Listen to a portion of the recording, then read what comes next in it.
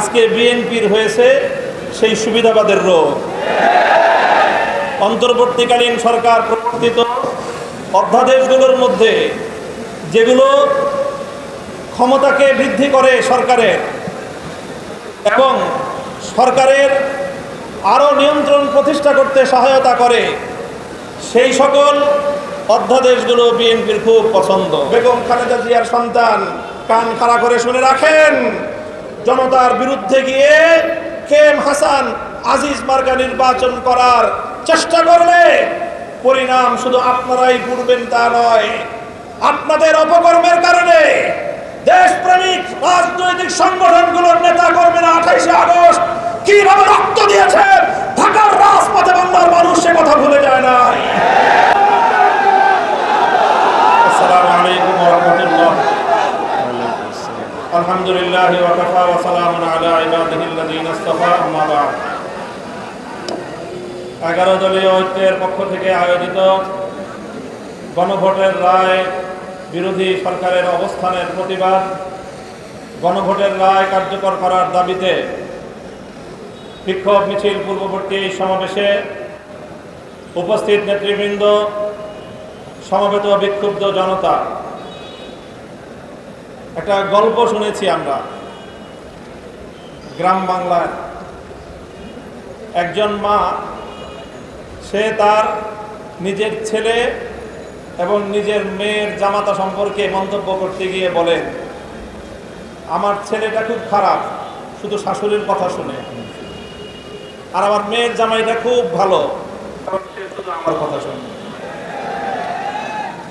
কথা শুনলে মেয়ের জামাই ভালো, আর কথা না শুনলে নিজের ছেলেও খারাপ। আজকে বিএনপির হয়েছে সেই সুবিধাবাদের রোগ।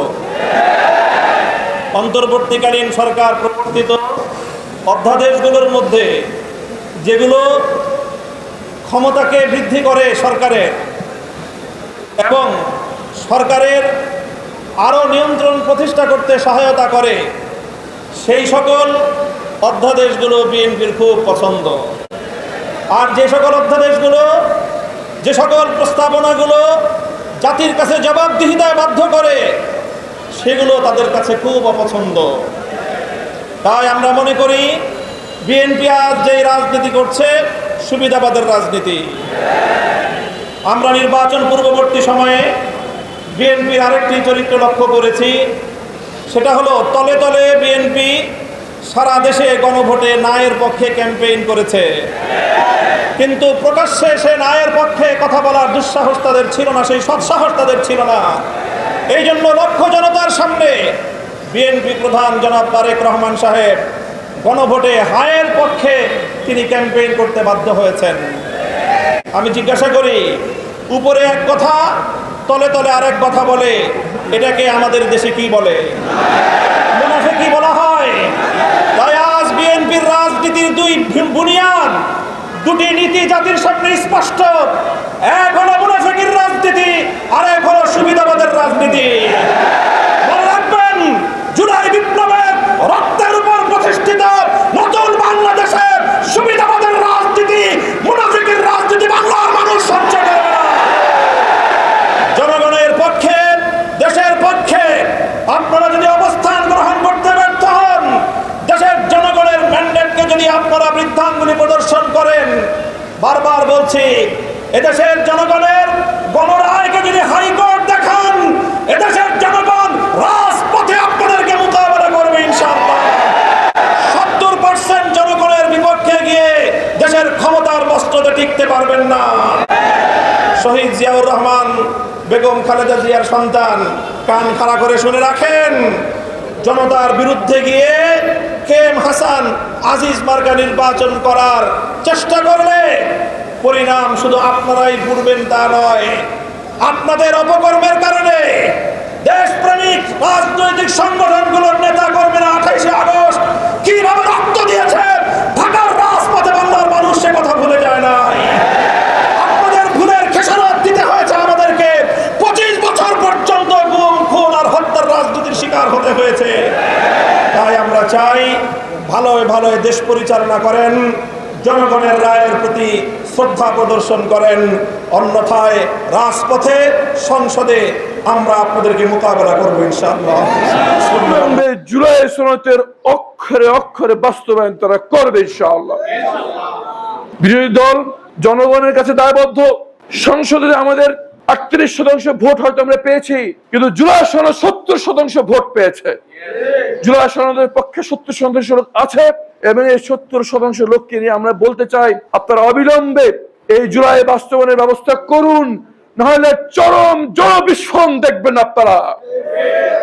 জনগণ কোন রকম বিশৃঙ্খলা চায় না, জনগণ রাস্তায় নামতে চায় না, জনগণ রক্ত দিয়ে, ঘাম দিয়ে, চোখ দিয়ে, হাত দিয়ে ফ্যাসিবাদকে বিতাড়িত করে জুলাই সনদের বাস্তবায়ন উদ্দেশ্যে ভোটে ভোট দিয়েছে। সরকার অবিলম্বে সেটা বাস্তবায়ন করুক। যদি না হয় তাহলে ভাইরা প্রস্তুত থাকুন, আরো একবার রাস্তায় নামতে হবে। জুলাই সনদ মানে জবাবদিহিতা, তার মানে কেউ যা খুশি তাই আর করতে পারবে না। জুলাই সনদ মানে স্বচ্ছতা, কোন ধরনের দুর্নীতি যেন আর না হতে পারে। জুলাই সনদ মানে ইনসাফ ভিত্তিক সমাজ, যেখানে জনপ্রতিনিধিরা শাসক নয় সেবক হতে বাধ্য হবে। কিন্তু আমরা দেখছি 2/3 সংখ্যাগরিষ্ঠতায় আবার সেই পতিত স্বৈরাচারের পদধ্বনি আমরা শুনতে পাচ্ছি সংসদে। সেটা খুব দুঃখজনক বিষয়। আমাদের আশ্বাস, আমরা সবাই ফ্যাসিবাদের বিরুদ্ধে এক ছিলাম, ইনশাআল্লাহ জুলাই সনদ বাস্তবায়নে আমরা এক থাকবো ইনশাআল্লাহ। জুলাই সনদকে যদি কাটাছেঁড়া করে, জুলাই সনদের গুরুত্বপূর্ণ ধারাকে যদি বাদ দিয়ে একটি ধ্বজভঙ্গ জুলাই সনদ নামে করে একটি ধ্বজভঙ্গ আইন পাশ করা হয়, জনগণ সেটা মেনে নেবে না ইনশাআল্লাহ। যেই নতুন বাংলাদেশের জন্য আমাদের তরুণের রক্ত দিয়েছে, চোখ হারিয়েছে, পা হারিয়েছে, হাত হারিয়েছে, যেই নতুন বাংলাদেশের জন্য আবু সাঈদ মুগ্ধরা শহীদ হয়েছে, যে নতুন বাংলাদেশের জন্য আমাদের শহীদ ওসমান হাদি ভাই জীবন দিয়েছে, সেই স্বপ্ন বাস্তবায়নে যদি প্রয়োজন হয় আমরা আবার রাস্তায় নামবো। আবার সেই পতিত স্বৈরাচারের পদধ্বনি আমরা শুনতে পাচ্ছি সংসদে। জুলাই বিপ্লব বাস্তবায়নের দরকার হলে আবার রক্ত দেওয়ার জন্য আমরা তৈরি আছি ইনশাআল্লাহ। আপনারা অবিলম্বে এই জুলাই বাস্তবায়নের ব্যবস্থা করুন, নাহলে চরম জনবিস্ফোরণ দেখবেন আপনারা।